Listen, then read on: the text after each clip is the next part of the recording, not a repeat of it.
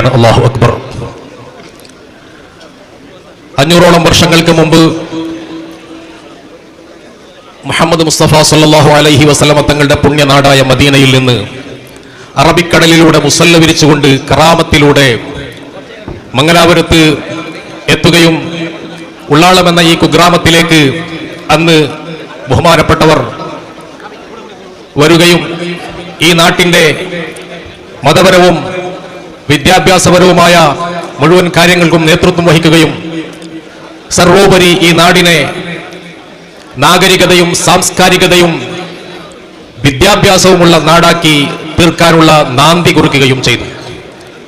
ബഹുമാനപ്പെട്ടവർ വലിയ സൂഫിവര്യനായിരുന്നു, കാലഘട്ടത്തിന്റെ കുത്തുബായി അറിയപ്പെട്ട മഹാനായിരുന്നു. നമുക്കെല്ലാവർക്കും ചരിത്രം അറിയാം, നീട്ടിക്കൊണ്ടുപോകുന്നില്ല.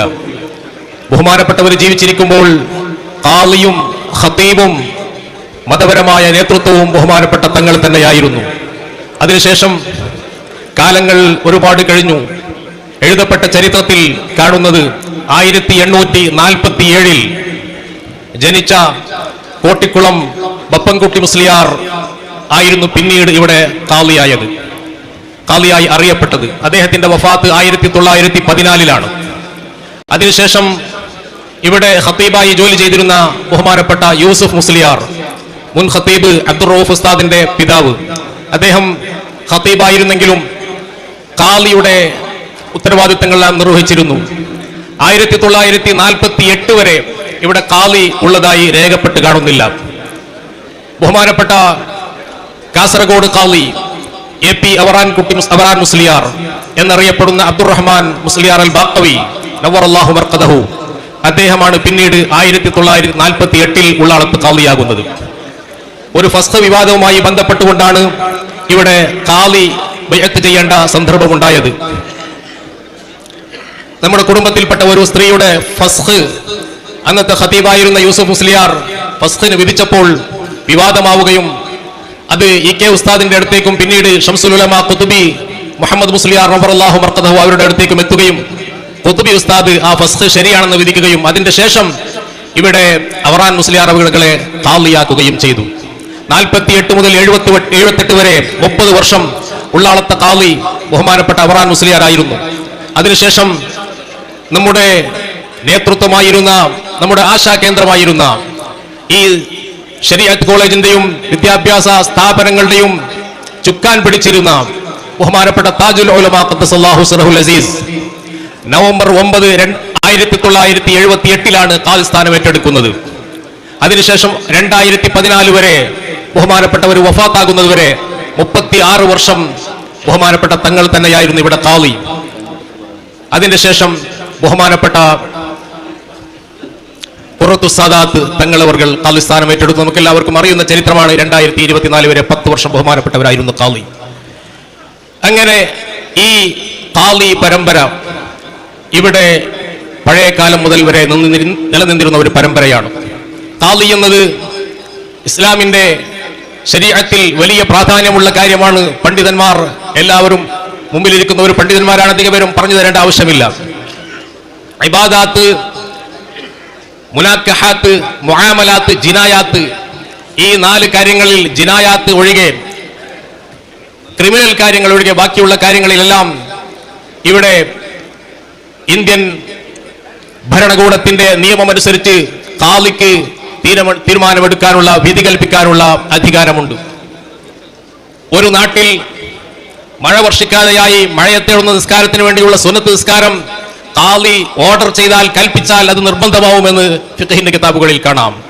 അതുപോലെ ഒരു കറാഹത്തായ കാര്യം, ഉദാഹരണത്തിന് പുകവലിക്കുക, ബീഡി വലിക്കുക, സിഗരറ്റ് വലിക്കുക പോലെയുള്ള കാര്യങ്ങൾ ഖാളി നിരോധിച്ചാൽ, പാടില്ലെന്ന് കൽപ്പിച്ചാൽ അത് ഹറാമാകുമെന്നും കാണാം. മസ്ലഹത്തുൻ ആമ്മത്തായ ഒരു കാര്യം, മുബാഹായ കാര്യം തന്നെ, ഹലാലായ കാര്യം തന്നെ, അതിൽ ആമ്മായ മസ്ലഹത്തുണ്ടെങ്കിൽ ഖാളി അവിടെ തീരുമാനം പറഞ്ഞാൽ അത് നിർബന്ധമാകുമെന്നും ശർവാനിയിൽ കാണാം. അത്രയധികം പ്രാധാന്യമുണ്ട് ഖാളി സ്ഥാനത്തിന്. അഷ്റഫുൽ ഖൽഖ് മുഹമ്മദ് റസൂലുള്ളാഹി സ്വല്ലല്ലാഹു അലൈഹി വസല്ലം പറയുന്നു, ഇന്നല്ലാഹ മഅൽ ഖാളി മാ ലം യജുർ ഫഇദാ ജാറ വകലഹു ഇലാ നഫ്സിഹി റവാഹു തിർമിദി. നിശ്ചയം അല്ലാഹു സുബ്ഹാനഹു വ തആല ഖാളിയോട് കൂടെയാണ്. അതിന്റെ ശുറൂഹുകളിൽ കാണാം, ഖാദിയെ സഹായിക്കുന്ന വിഷയത്തിൽ, ഖാദിക്ക് അള്ളാഹുവിന്റെ പ്രത്യേകമായ തഈദ് ഉണ്ടാകുമെന്ന വിഷയത്തിൽ അള്ളാഹു ഖാദിയുടെ കൂടെയാണ്.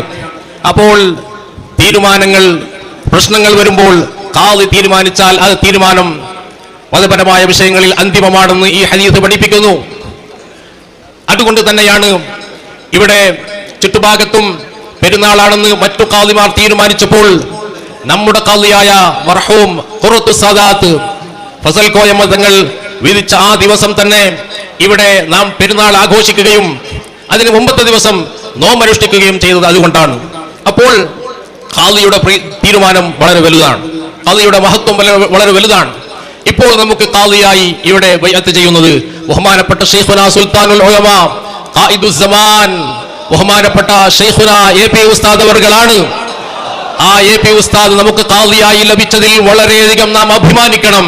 കാരണം ഇന്ത്യൻ മുസ്ലിംകളുടെ ചോദ്യം ചെയ്യപ്പെടാത്ത നേതാവാണ് ബഹുമാനപ്പെട്ട ശൈഖുനാ എ പി ഉസ്താദ്.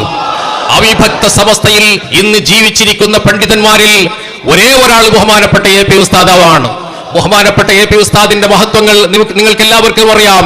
4000-ൽ കൂടുതൽ പള്ളികൾ നിർമ്മിച്ച ബഹുമാനപ്പെട്ട എ പി ഉസ്താദ് കോഴിക്കോട് വലിയ ദീനീ സ്ഥാപനങ്ങൾ നിർമ്മിച്ച് അതിന് നേതൃത്വം നൽകുന്നു. 25,000-ൽ പരം വിദ്യാർത്ഥികൾ ഇന്ന് പഠിച്ചുകൊണ്ടിരിക്കുന്നു. 12,000-ൽ പരം ബിരുദധാരികളായ സഖാഫിമാരുടെ ഉസ്താദാണ് ബഹുമാനപ്പെട്ട എ പി ഉസ്താദ്. 40-ലധികം കൊല്ലം സഹീഹുൽ ബുഖാരി ദർസ് നടത്തുന്നു. അതുപോലെ ബഹുമാനപ്പെട്ട ഇമാം ബുഖാരി റഹ്മത്തുള്ളാഹി അലൈഹിയുടെ ബുഖാറയിലുള്ള മഖ്ബറയിൽ വെച്ചുകൊണ്ട്, ആ ദർബാറിൽ വെച്ചുകൊണ്ട് ആദരവ് ഏൽക്കാൻ ഭാഗ്യം ലഭിച്ച ഇന്ത്യയിലെ ഏക പണ്ഡിതൻ ബഹുമാനപ്പെട്ട എ പി ഉസ്താദാണ്. ആ എ പി ഉസ്താദ് ഖാദിയായി ലഭിച്ചതിൽ നമുക്കെല്ലാവർക്കും അഭിമാനിക്കണം, സന്തോഷിക്കണം. അതുകൊണ്ട് എല്ലാവരോടും ഞാൻ ഉണർത്തുകയാണ്, ആരും വിട്ടുനിൽക്കാതെ, ആരും ഒറ്റക്കുട്ടിയും ഈ വിഷയത്തിൽ എതിരഭിപ്രായം പറഞ്ഞിട്ടില്ല. ആർക്കെങ്കിലും ഏതെങ്കിലും വിഷയത്തിൽ എന്തെങ്കിലും വയസ്സ് കൂടുതലാണെന്ന് പറഞ്ഞ് ആർക്കെങ്കിലും എതിരഭിപ്രായമുണ്ടെങ്കിൽ അവർ ചിന്തിക്കുക, വയസ്സും പക്വതയും ഉണ്ടാകുമ്പോഴാണ് ഒരു ആൾ പൂർണ്ണനാകുന്നത്, സമ്പൂർണ്ണനാകുന്നത്. അതുകൊണ്ട് ബഹുമാനപ്പെട്ട ഉസ്താദ് അവർകൾ നമുക്ക് ഖാദിയായി ലഭിച്ചതിൽ നമുക്ക് സന്തോഷിക്കാം. ഇവിടെ ചിലർ ചോദിക്കുന്നു, ഇന്ത്യൻ ഗ്രാൻഡ് മുഫ്തിയല്ലേ, പിന്നെ എന്തിനാണ് ഈ ചെറിയ ചെറിയ മഹല്ലുകളുടെ ഖാദിയാകുന്നത്? ഇന്ത്യൻ ഗ്രാൻഡ് മുഫ്തി എന്ന് പറഞ്ഞാൽ ഇന്ത്യയിലെ ഏറ്റവും വലിയ പണ്ഡിതനാണ് എന്നാണ് അതിന്റെ അർത്ഥം. മുഫ്തിയും ഖാദിയും രണ്ടും വേറെയാണ്. മുഫ്തിയുടെയും ഖാദിയുടെയും അർത്ഥം മനസ്സിലാക്കിയാൽ ആ ഒരു വസ്വാസിന് അവിടെ ഇടയുണ്ടാവുകയില്ല. ഇന്ത്യയിലെ ഏറ്റവും വലിയ പണ്ഡിതനാണ് നമ്മുടെ നാട്ടിൽ ഖാദിയായി ലഭിച്ചിരിക്കുന്നത്. ബഹുമാനപ്പെട്ട ഉസ്താദ് അവർക്ക് ഞാൻ സ്വാഗതം ആശംസിക്കുകയാണ്. ഉസ്താദിന് അല്ലാഹു സുബ്ഹാനഹു വ തആല ആഫിയത്തോടു കൂടിയുള്ള ദീർഘായുസ് പ്രദാനം ചെയ്യട്ടെ. ഇസ്തിഖാമത്തിലായി സുദീർഘകാലം ഇൽമിലും അല്ലാഹുവിന്റെ ത്വഅത്തിലുമായി ജീവിക്കാനുള്ള തൗഫീഖ് നൽകുമാറാകട്ടെ. അതുപോലെ ഈ പരിപാടിയിൽ അധ്യക്ഷത വഹിക്കുന്നത് ബഹുമാനപ്പെട്ട റഈസുൽ ഉലമ ഇ സുലൈമാൻ ഉസ്താദ് അവർകളാണ്. സമസ്ത കേരള ജംഇയ്യത്തുൽ ഉലമയുടെ അനിഷേധ്യനായ നേതാവ്, പ്രസിഡന്റ്. ബഹുമാനപ്പെട്ടവർക്കും സ്വാഗതം ഓതുന്നു. ബഹുമാനപ്പെട്ടവർക്കും അല്ലാഹു സുബ്ഹാനഹു വ തആല ആഫിയത്തോടു കൂടിയുള്ള അല്ലാഹുവിന്റെ ത്വഅത്തിലായുള്ള ദീർഘായുസ് നൽകുമാറാകട്ടെ. അതുപോലെ ബഹുമാനപ്പെട്ട